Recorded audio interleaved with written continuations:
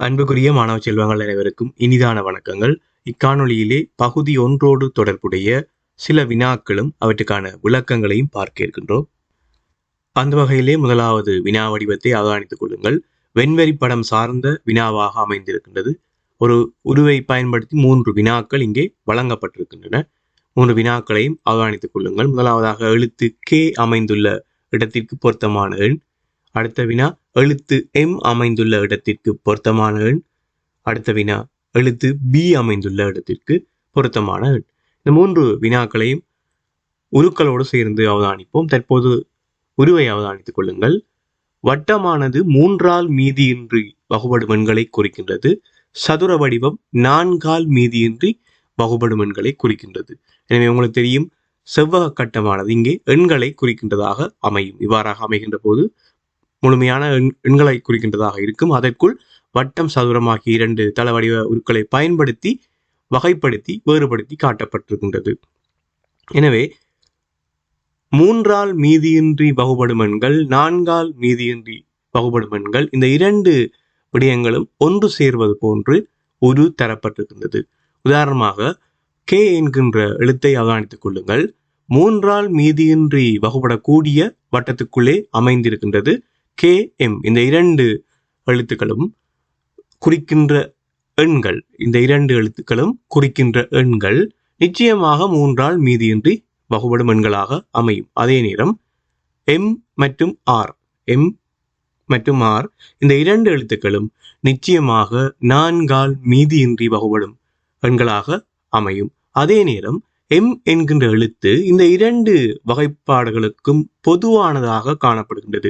3ஆல் மீதியின்றி வகுபடக்கூடியதாகவும் அதே நேரம் 4ஆல் மீதியின்றி வகுபடக்கூடியதாகவும் அமைய வேண்டும். ஏனெனில் 2ம் பொதுவாக ஒன்றோடு ஒன்று சந்திக்கின்றதாக இந்த ஒரு அமைகின்றது.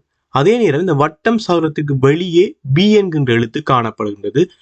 குறித்த பி என்கின்ற எழுத்தானது நிச்சயமாக 3ஆல் மீதியின்றி வகுபடுவதோ அல்லது 4ஆல் மீதியின்றி வகுபடுவதாகவோ அமைய முடியாது. ஏனெனில் அவ்வாறாக இந்த 2 வகைக்குள்ளும் உள்ளடங்குமாக இருந்தால் வட்டம் அல்லது சதுரத்திற்குள் அது அமைந்திருக்கும். எனவே படத்தினை முதலிலே தெளிவாக விளங்கிக் கொள்ளுங்கள். தற்போது வினாவை அவதானிப்போம். எழுத்து கே அமைந்துள்ள இடத்திற்கு பொருத்தமான எண். உங்களுக்கு தெரியும், எழுத்து கே ஆனது 3ஆல் மீதியின்றி வகுபடும் எண்களை மாத்திரமே குறிக்க வேண்டும். அந்த பகுதி 3ஆல் மீதியின்றி வகுபடும் எண்களை மாத்திரமே குறிக்க வேண்டும். எனவே எழுத்து கே என்பது நிச்சயமாக 3ஆல் மீதியின்றி வகுபடும் எண்ணாகவே அமைய வேண்டும். தற்போது விடையை பார்ப்போம். 12, 16, 6 இந்த 3 விடைகளிலும் 12 3ஆலும் மீதியின்றி வகுபடும், 4ஆலும் மீதியின்றி வகுபடும். மிக முக்கியமான விடயம், நன்றாக கவனித்துக் கொள்ளுங்கள். 12 3ஆலும் 4ஆலும் இந்த 2 எண்களாலுமே மீதியின்றி வகுபடக்கூடிய எண்ணாக அமையும். ஆனால் எங்களுக்கு 3ஆல் மாத்திரம் மீதியின்றி வகுபடக்கூடிய எண் தான் எங்களுக்கு தேவை. அடுத்ததாக இரண்டாவது விடையை பார்த்தால் 16, அது 3ஆல் மீதியின்றி வகுபடாது, 4ஆலே மீதியின்றி வகுபடும். ஆகவே அந்த விடை பொருத்தமற்றது. 3வது விடையாக இருக்கக்கூடிய 6ஐ எடுத்துக்கொள்வோம். அது 3ஆல் மாத்திரம் மீதியின்றி வகுபடும் எண்ணாக அமையும். எனவே இந்த விடைக்கு இந்த வினாவிற்கு 3வது விடை பொருத்தமாக அமையும். அடுத்த வினா, எழுத்து எம் அமைந்துள்ள இடத்திற்கு பொருத்தமான எண் யாது? நான் ஏற்கனவே குறிப்பிட்டேன், எழுத்து எம் ஆனது 3ஆலும் 4ஆலும் மீதியின்றி வகுபடக்கூடிய எண்ணாக இருக்க வேண்டும். 2ஆலும், அதாவது 3ஆல் 4ஆல் இந்த 2 எண்களாலுமே மீதியின்றி வகுபடக்கூடிய எண்ணாக இருக்க வேண்டும். முதலாவது விடையை பார்ப்போம். 28 இது 4ஆல் மீதியின்றி வகுபடும், ஆனால் 3ஆல் மீதியின்றி வகுபடாது.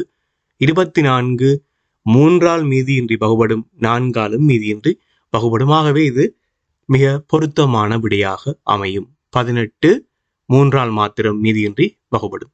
அடுத்த வினா, எழுத்து பி அமைந்துள்ள இடத்திற்கு பொருத்தமான எண் யாது? எழுத்து பி ஆனது நிச்சயமாக 3ஆல் மீதியின்றி வகுபடும் எண்ணாகவோ 4ஆல் மீதியின்றி வகுபடும் எண்ணாகவோ அமைய முடியாது. எனவே அவ்வாறாக இருக்கக்கூடிய எண்ணை பார்ப்போம். முதலாக 22 3ஆல் மீதியின்றி வகுபடாது, 4ஆலும் மீதியின்றி வகுபடாது. ஆகவே அதுதான் எழுத்து பி குறிக்கக்கூடிய அந்த இடத்திற்கு பொருத்தமான எண்ணாக அமையும். எனவே இந்த வினாவிலே நன்றாக மிக மிக உன்னிப்பாக கவனித்துக் கொள்ளும். முதலாவது வினா மிக முக்கியமான, ஏனெனில் சில வேளைகள் நீங்கள் யோசிக்கலாம், முதலாவது 12 3ஆல் மீதியின்றி வகுபடக்கூடிய எண் தானே இங்கே கே என்கின்ற அந்த பகுதி அந்த எழுத்துக்கு பொருந்தக்கூடியதாக அமையும் என்று நீங்கள் எடுத்துக்கொள்ளலாம். ஆனால் மற்றைய பகுதியை நீங்கள் அவதானிக்க வேண்டும். அங்கே 4ஆல் மீதியின்றி வகுபடக்கூடிய எண்களை அந்த சதுர வடிவம் குறிக்கின்றது. அவ்வாறாக அமைகின்ற போது 12 கே என்கின்ற அந்த பகுதிக்கு மாத்திரம் உரியதாக இங்கே அமைய முடியாது. அடுத்த வினாவை அவதானித்துக் கொள்ளுங்கள். வகைப்படுத்தலோடு தொடர்புடைய ஒரு வினாவாக அமைகின்றது. பகுதி 1 உருக்கள் சார்ந்து அதே போன்று இவ்வாறான சொற்கள் சார்ந்து இந்த வகைப்படுத்தல் வரும். கூடுதலாக நீங்கள் கேட்டுக்கொண்ட விடயங்களுக்குள் இந்த வகைப்பாடு வினா அமைந்திருக்கின்றது. குறிப்பாக இறுதி பரீட்சையிலே நீங்கள் அவதானித்திருப்பீர்கள், இந்த பிராணிகள் சார்ந்து அதே போல உபகரணங்கள் சார்ந்து கூடுதலாக சுற்றாடல் சார்ந்த செயற்பாடுகளோடு பெரும்பாலும் இறுதி பரீட்சையிலே இந்த வகைப்பாட்டு வினாக்கள் அமைவதுண்டு. தமிழ் பகுதிகளில் அமையும், அதே நேரம் கணித பகுதிகளிலும் திண்மங்கள் சார்ந்து வகைப்படுத்தலாம். இவ்வாறாக நீங்கள் கற்றுக்கொள்ளுகின்ற பாடங்கள் சார்ந்து இந்த வகைப்பாட்டு வினா இடம்பெறும். ஆனால் நிச்சயமாக இடம்பெறும். இறுதி பரீட்சையில் ஏதாவது ஒரு வினா வகைப்படுத்தலோடு தொடர்புடையதாக அமையும். இந்த வினாவை பார்ப்போம். முத்து, சோறு, மணி, மூசு, அரிசி, சுளை 6 சொற்கள் இங்கே வழங்கப்பட்டிருக்கின்றன. மேலுள்ள சொற்களில் 3 சொற்களை ஒரு கூட்டமாகவும் 2 சொற்களை ஒரு கூட்டமாகவும் வகைப்படுத்தலாம் எனின் வேறுபட்ட சொல்லை தெரிவு செய்க. சில வேளைகளில் இந்த சொற்கள் உங்களுக்கு குழப்பத்தை ஏற்படுத்தும். ஏனெனில் உள்ளீட்டு மரபு பெயர்கள் படித்திருப்பீர்கள், அதே போன்று வித்துக்குரிய மரபு பெயர்கள் படித்திருப்பீர்கள். எனவே ஒன்றோடு ஒன்று தொடர்படுத்தி சரியான முறையில் கற்றுக்கொள்ளுங்கள். குழப்பம் அடையாமல் கற்றுக்கொள்ள வேண்டும். இங்கே நான் தந்திருக்கக்கூடிய இந்த சொற்கூட்டங்களிலே வித்துக்குரிய மரபு பெயர்கள் முத்து, மணி, உள்ளீட்டுக்குரிய மரபு பெயர்களாக சோறு, சுளை, அரிசி என்பன காணப்படும். ஆகவே இவ்வாறு வகைப்படுத்துகின்ற போது வேறுபடுகின்ற சொல் மூசு. உங்களுக்கு தெரியும், மூசு என்பது பலாவினுடைய பிஞ்சுக்குரிய பெயராக இருக்கின்றது. ஆகவே தமிழ் பகுதிகள் சார்ந்து நீங்கள் மரணம் செய்கின்ற போது ஒவ்வொரு விடயங்களாக ஆசிரியர் வழிகாட்டிலே பாடநூலிலே தரப்பட்டிருக்கக்கூடிய விடயங்களை முதலிலே சரியாக நீங்கள் நினைவுபடுத்தி வைத்துக் கொள்ளுங்கள். உங்களுடைய தரம் 3 தமிழ் பாட புத்தகங்களாக இருக்கலாம், ஆசிரியர் வழிகாட்டிகளாக தரம் 4, தரம் 5, தரம் 2 எந்த ஒரு வகுப்பு ஆசிரியர் வழிகாட்டி நூல்களாகவும் பாடநூல்களாகவும் இருக்கலாம். அங்கே உங்களுக்கு எடுத்துக்காட்டுகளாக நீங்கள் மரணம் செய்து வைத்திருப்பதற்கு தரப்படுகின்ற பகுதிகளை சரியாக மரணம் செய்து வைத்துக் கொள்ளுங்கள். அடுத்த வினாவை கவனியுங்கள். இது கணிதம் சார்ந்த பகுதி 1 இடம்பெறக்கூடிய ஒரு வினா வகை. அருகில் உள்ள கடிகாரம் காட்டும் நேரம் பிற்பகல் நேரம் எனின் 2 மணித்தியாலத்தின் பின்னர் கடிகாரம் காட்டும் நேரத்தை 24 மணித்தியால கடிகாரத்துக்கேற்ப எழுதினால் கிடைக்கும் விடையை தெரிவு செய்க. இது பார்ப்பதற்கு இலகுவான வினாவாக இருக்கலாம். நீங்கள் சரியான முறையிலே கவனிக்க தவறுவீர்களாக இருந்தால் இந்த வினாவில் பிழையான விடையை தெரிவு செய்து விடுவீர்கள். எவ்வாறு சொன்னால், இந்த கூட்டிலே தரப்பட்டிருக்கக்கூடிய விடயத்தை கவனியுங்கள். குறித்த இந்த கடிகாரம் காட்டும் நேரம் பிற்பகல் நேரம். இந்த கடிகாரம் காட்டக்கூடிய நேரம் பிற்பகல் நேரம். கடிகாரம் 11:10 காட்டுகின்றது. பிற்பகல் 11:10. பிற்பகல் 11:10 என்றால் உங்களுக்கு தெரியும், இரவு 11:10. இந்த கடிகாரம் காட்டுகின்ற இந்த நேரத்தில் இருந்து 2 மணித்தியாலத்தின் பின்னர் கடிகாரம் காட்டும் நேரத்தை 24 மணித்தியால கடிகாரத்துக்கேற்ப எழுதினால் கிடைக்கும் விடை. எனவே 11:10 2 மணித்தியாலத்தை சேர்க்கின்ற போது, அல்லது 11:10 2 மணித்தியாலத்தை கூட்டுகின்ற போது உங்களுக்கு தெரியும் 13:10 என்று விடை கிடைக்கும். இந்த வினாவை சரியாக நீங்கள் கவனிக்காது விட்டால் 13:10 என்று விடையை தெரிவு செய்து விடுவீர்கள்.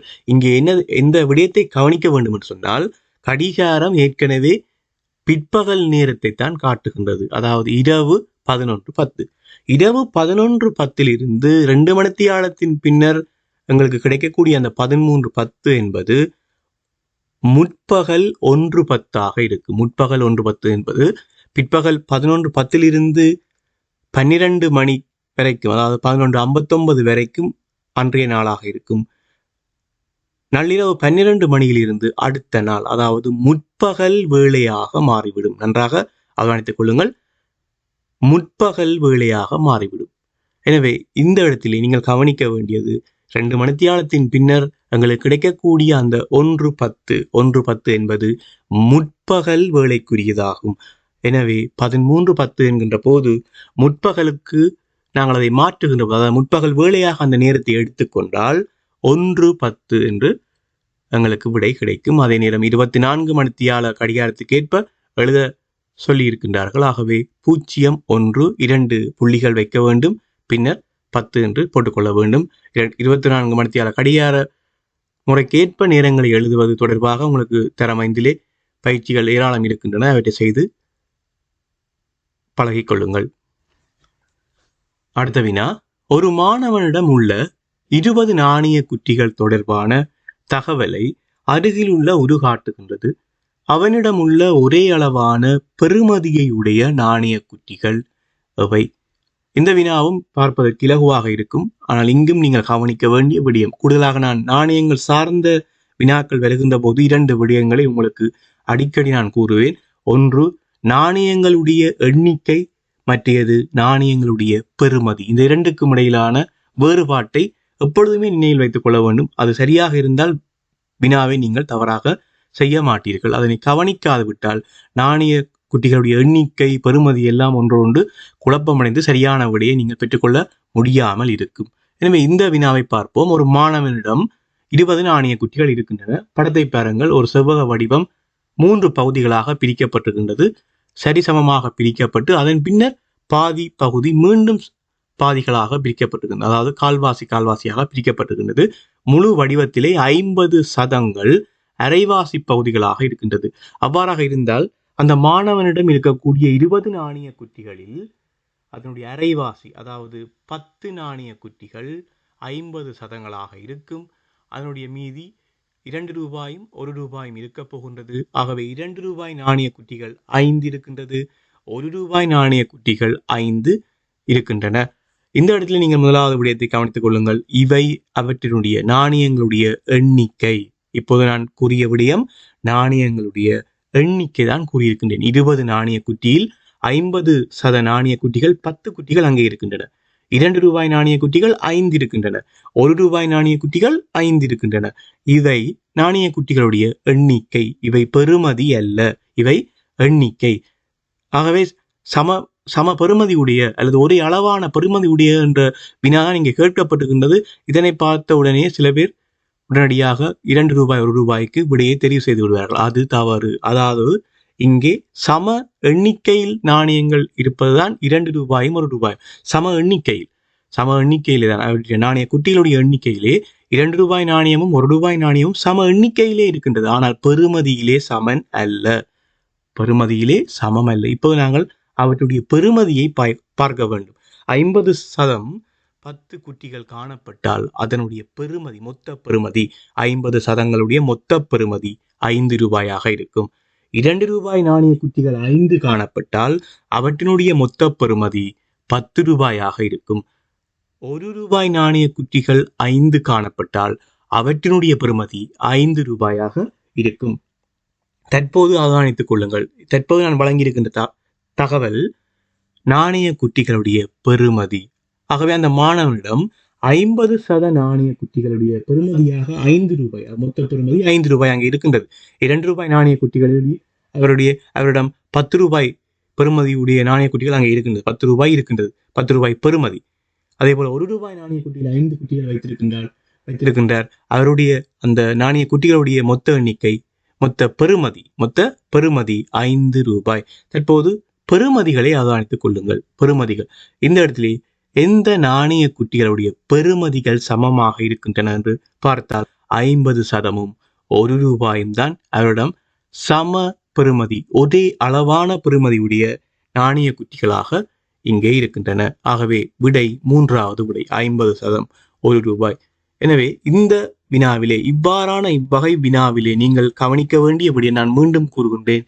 நாணயங்களுடைய எண்ணிக்கை, நாணயங்களுடைய பெறுமதி, இந்த ரெண்டினையும் வேறுபடுத்தி செய்து கொள்ளுங்கள். நாணயங்கள் சார்ந்த வினாக்கள் வருகின்ற போது இந்த விடயத்தை கூடுதலாக அவதானித்துக் கொள்ளுங்கள். ஆகவே அன்புக்குரிய மாணவ செல்வங்களே, இக்காணொலியிலே நான் வழங்கியிருக்கக்கூடிய வினாக்கள் இலகுவான வினாக்களாக இருந்தாலும் அங்கே நான் வழங்கியிருக்கின்ற அந்த தரவுகள் நீங்கள் அவதானிக்க வேண்டிய பிரதானமான விடயங்கள், இலகுவான வினாக்களிலே நீங்கள் கூடுதலாக அவதானிக்க வேண்டிய விடயங்களை தெளிவுபடுத்தி இருக்கின்றேன். ஆகவே அவற்றை சரியான முறையிலே அவதானித்துக் கொள்ளுங்கள். இங்கே இருக்கக்கூடிய வினாக்களை நீங்கள் மீண்டும் செய்து பார்க்க வேண்டும். ஒவ்வொரு காணொளியிலும் நான் வழங்குகின்ற அந்த வினாக்களை நீங்கள் மீண்டும் செய்து பார்க்க வேண்டும். அப்போதுதான் அந்த செய்முறை, அந்த இலகுவான வழிமுறைகள் உங்களுக்கு நினைவிலே இருக்கும். மீண்டும் இன்னொரு காணொளியிலே சந்திக்கின்றேன். நன்றி.